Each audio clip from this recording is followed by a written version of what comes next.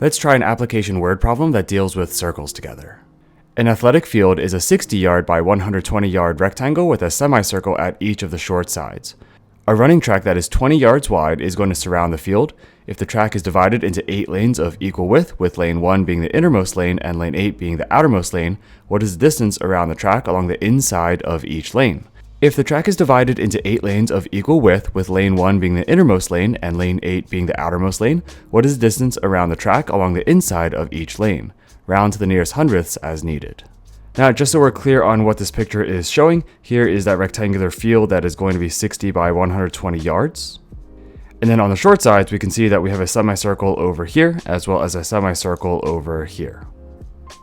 The 8 different lanes are spread across these 20 yards. So if we go ahead and take the width of all the lanes together, which is 20 yards, and divide that by 8 to split them up evenly amongst those 8 lanes, we're going to find that each of those lanes is going to be 2.5 yards wide. This is going to be important in a little bit. Alright, let's see. Now, if we're going to figure out the total distance around the innermost part of lane 1, lane 1 is going to consist of 120 over here, as well as 120 yards over here on those long sides.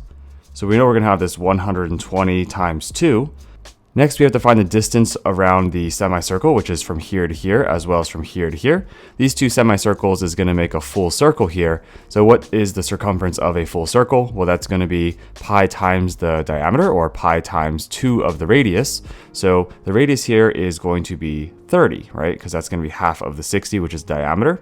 So we're just going to say this is going to be 2 pi r, or 2 times pi multiplied by 30.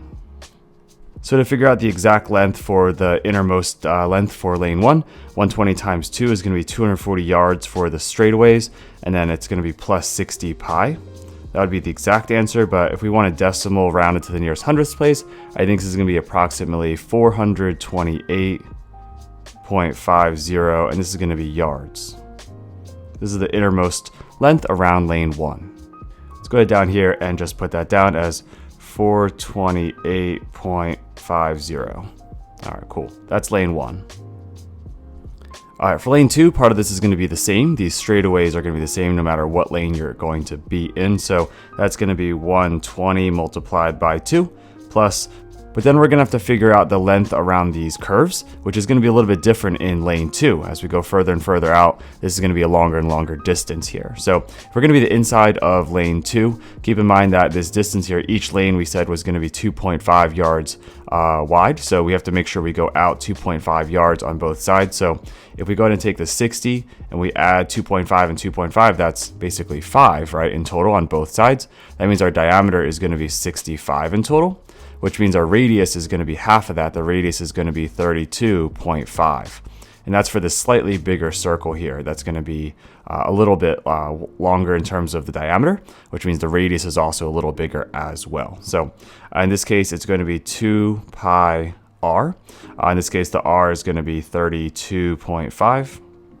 And again, we have 2 semicircles here, so it's coming together to make a full circle. So what's the exact measurement around? It's going to be very similar in its format here, but the straightaways are going to be 240, plus it's going to be 65 pi yards here. That's going to be the exact answer. But what is this as an approximation? Well, if you put into a calculator and go to the nearest hundredths place, this should be 444.20 yards. All right, so this right here would be our length all the way around in lane 2 if we just stay in that lane as one full lap here. All right, cool. So a little further, let's go ahead and check out lane 3. All right, so same idea here for lane 3. We're going to be running the straightaways as well. The only thing that's going to be changing is going to be the radius each time. So in lane 3, keep in mind that you have 2.5 yards and 2.5 yards, which is 5 yards here. That would be the distance from the innermost distance of lane 3 to the field.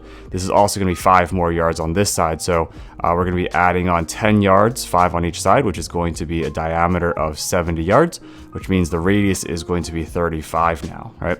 So we're going to go ahead and write add 2 pi r. The r is going to be 35.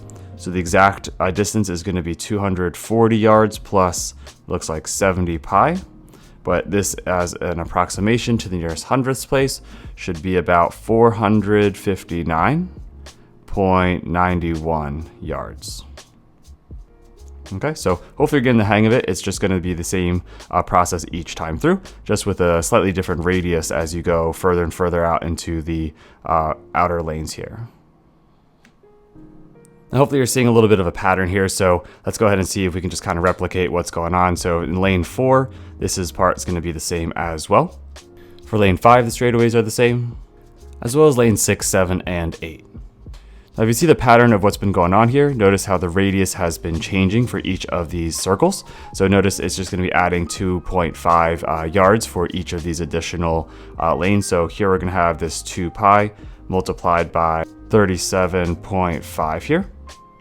Then we'll have a radius of 40, a radius of 42.5, a radius of 45 for lane 7, and finally a radius of 47.5 for lane 8. Okay, so let's write in these exact values. This is going to be 240 plus, I believe this is going to be 75 pi. And then for lanes 5, 6, 7, and 8, we're going to have 240 plus 80 pi, 240 plus 85 pi, 240 plus 90 pi, and 240 plus 95 pi. And then just going ahead and plugging it into a calculator for lane 4, we should get 475.62. For lane 5, we should get 491.33. For lane 6, we should get 507.04. For lane 7, we're looking at 522.74. And then for lane 8, we're looking at 538.45. And of course, each of these are measured in yards. So really the key to this problem is just understanding how the radius kind of keeps changing based on the lanes and how they're kind of moving out. So based on that, we just go ahead and figure out how long it is all the way around this track. And so that's how you can go ahead and figure out the length of the track on each of the inside edges of their respective lanes. Hopefully you found the video helpful. If you did, please consider giving the video a thumbs up and sharing it with a classmate or friend who might also find it helpful. And as always, keep up the great work that you're already doing.